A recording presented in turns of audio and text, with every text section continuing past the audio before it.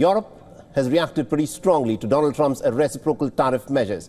Remember, the United States and Europe see themselves as close allies. But this is what they are confronted with now.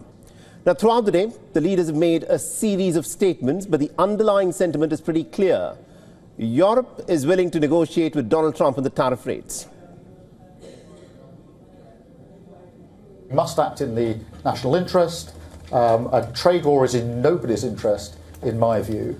But of course, we have to protect ourselves, and that's why we're keeping all options on the table. We have always been ready to negotiate with the United States to remove the remaining barriers to transatlantic trade.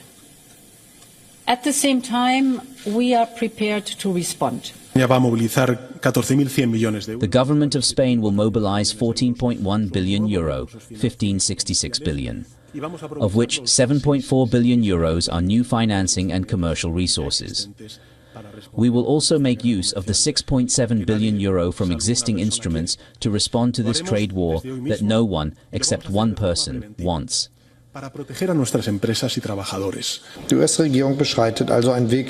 Germany and Europe continue to stand for free trade.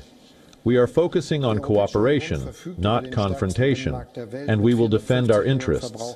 Europe will respond to the U.S. decision in a united, strong, and appropriate manner.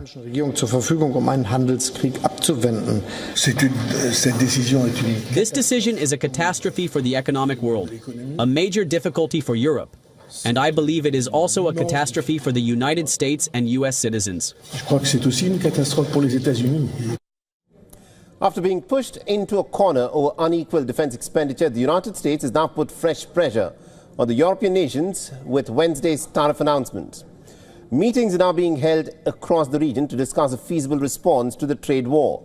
The foreign ministers of the European Union held a meeting in Warsaw, Poland. Just minutes ago, a meeting of the NATO members and nations also began in Brussels. In France, President Emmanuel Macron will meet with the representatives of the country's industries that are impacted by Donald Trump's tariff announcements.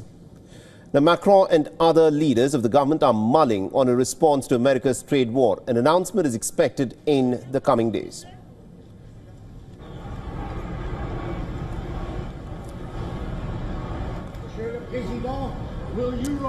All right, now to give us more perspective in terms of how the European leaders are, of course, responding to this new tariff war that is upon them, we're joined in this broadcast by our correspondent Ross Cullen, who's joining us live from Brussels.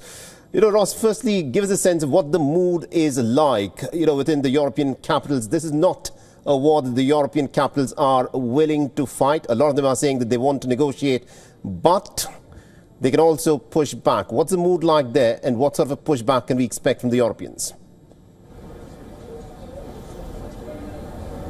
Well, you mentioned in the introduction that meeting that Emmanuel Macron is convening in Paris. Well, that has just got underway, and we've got some preliminary remarks from the French president. He has said that the decision by Donald Trump to impose these sweeping tariffs is, quote, brutal and baseless.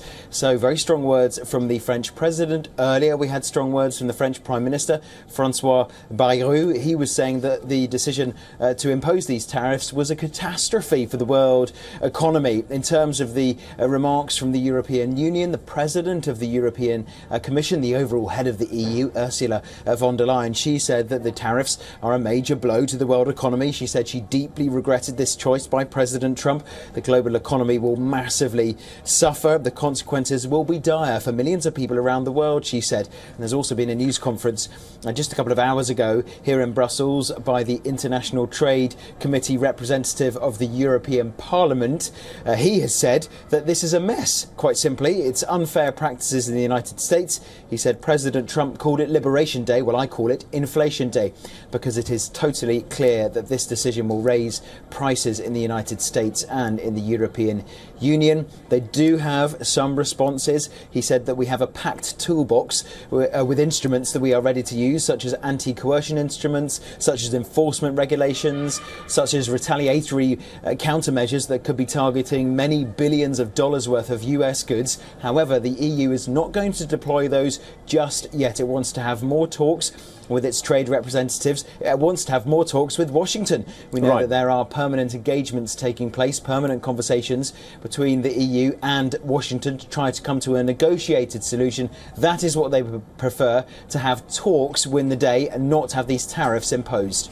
Interesting. We'll have to see as to how these calibrated measures, of course, unfold. Thank you very much, Ross Cullen, for joining us from Brussels there.